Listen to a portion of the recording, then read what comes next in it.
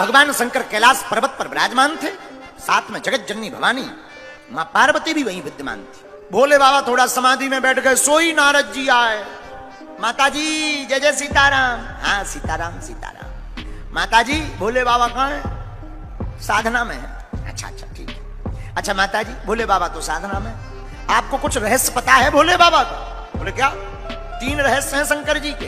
क्या रहस्य हैं? अरे देवी जी माता जी, पहला रहस्य तो ये है कि तुम्हारे भोले बाबा की पहले भी शादी हो चुकी। पार्वती जी बोली क्या बोल रहे? बोले ठीक कह रहे हैं, पूछ लेना। आपको पता नहीं होगा इसलिए हमने सोचा बता दें। फिर तो आपको ये भी पता नहीं होगा जो मुंडों की माला है वो किसी की है, और ये जो भस्म लगाते हैं इसका पता है रहस्य? बोले बिल्कुल नहीं। तुम्हें पता है तुम बताओ। नारद जी बोले हम बता नहीं सकते, किसी के गोपनीय मैटर में हम पढ़ते नहीं। पार्वती माता जी बोली जय हो, आगी लगा के चल दो, तुमने बता रहे नहीं हो, आगी लगा दी, जय हो जय हो। नारद जी बोले अच्छा माता जी प्रणाम। पार्वती माता बोली ठीक है जाओ। गए नारद जी। अब भोले बाबा समाधि से जगे, सोई कहा देवी जी सीताराम। लेकिन माताओं की आदत तो होती है कोई बात दिमाग में बैठ जाए सोई घूमत रहा। भोले बाबा ने कहा देवी जी सीताराम।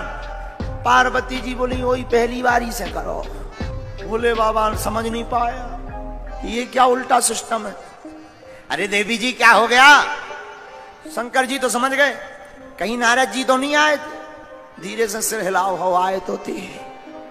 शंकर जी बोले कुशल है, बातों से काम चल रही बनना बे, जहां जाते हैं वहां तो आग ही लगा था। देवी जी ये कौन है, किसका नाम ले रही, किससे सीताराम करें? महाराज आज बाद में सीताराम होगी, हमने सुना है आपकी पहले भी शादी हो चुकी है, बताओ किससे हुई? अच्छा और कोई प्रश्न? हाँ महाराज ये मुंडों की माला किसकी है? और कोई प्रश्न? ये महाराज भस्म किसकी है? सुनो देवी जी हमारा पहले भी विवाह हो चुका, लेकिन वो किसी और से नहीं, पूर्व जन्म में तुम ही सती थी, इसलिए तुमसे ही हमारा पहले विवाह हो चुका है। अच्छा महाराज ये मुंडों की माला, ये मुंडों की माला भी तुम्हारी ही है? हमारी? देवी हम तुमसे इतना प्रेम करते हैं, जब भी तुम्हारा शरीर त्याज्य होता है, जब तुम चली जाती हो तो देवी हम तुम्हारे बिना रह नहीं पाते, इसलिए तुम्हारे मुंड को उठा करके हम अपने हृदय के पास लटका लेते हैं। अच्छा महाराज ये भस्म? बोले ये रघुनाथ ये राम नाम के प्रभाव की भस्म। अच्छा महाराज शंकर जी भस्म क्यों लगाते हैं? एक बार एक मुर्दा जा रहा था, मुर्दा के पीछे बहुत से लोग गांव वाले, एक आदमी मर गया जिसका नाम था टिल्लू गुरु।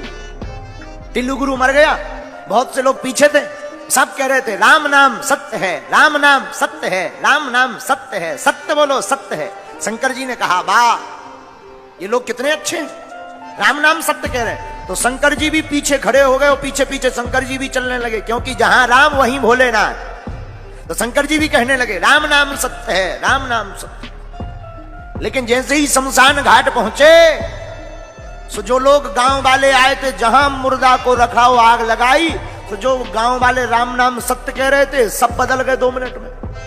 अब तो खुसर फुसर करने लगे एक दूसरे से। अच्छा भैया तुम्हें कब पता लगा ये कैसे मर गए गोपाल टिल्लू गुरु? सो दूसरा बोला अरे भैया क्या बताएं, हम तो दुकान जा रहे थे, तब तक बच्चा दौड़ते हुए आया कि पापा पापा पापा पापा टिल्लू गुरु तबक गए। तीसरा बोला अब हमारी मत पूछो। बोले क्यों? हम क्या बताएं, हम तो जा रहे थे बिजली को बिल भर भी, इन्हें आ जाएंगे मरने तो संडे ना मरते।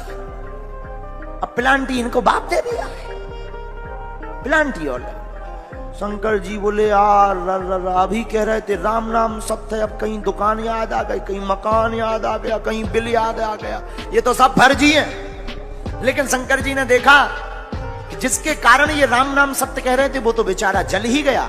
लेकिन जल गया सो क्या हुआ, कम से कम इसके कारण कुछ देर ही तो सही इन लोगों ने राम नाम सत्य कहा, उसी भस्म में शंकर जी लौट गए। तब से भोले बाबा को भस्म प्रिय है। भोलेनाथ बोले राम जी के कारण हमारे शरीर में भस्म है, पर देवी जी तुम्हारे मन में ये कौतुक क्यों जगा? पार्वती जी बोली महाराज और तो सब ठीक है, आपने ऐसा कौन सा रस पी लिया है कि आप मरते ही नहीं हो, केवल हम मरते। कौन सा रस पी लिया? हाँ बात अच्छी। देवी जी हमने अमर कथा का पान किया है। देवी हमने भगवान की अमृत रूपी कथा का पान कर रखा है, इससे क्या होता? मृत्यु पर विजय प्राप्त की जाती। महाराज हमको भी सुनाओ। ठीक है देवी जी सावधान पूर्वक सुनना। जी महाराज भगवान ने माता पार्वती जी को सामने बैठाया और अमर कथा कहते हैं भगवान की मंगलमयी कथा ही अमर कथा है। सुनाना प्रारंभ किया, डमरू को बजाया। कथा के शब्दकारी नहीं होते, बोले कौन? रसिक, भावुक। ये दो लोग ही भगवान की कथा के अधिकारी होते हैं। सुनना सबको चाहिए, पर अधिकारी दो ही लोग हैं। कौन? एक तो जो भगवान के रस में डूब गया और दूसरा जो भगवान की भक्ति में भाव में भर गया। ऐसे लोग ही भगवान की कथा के अधिकारी हैं।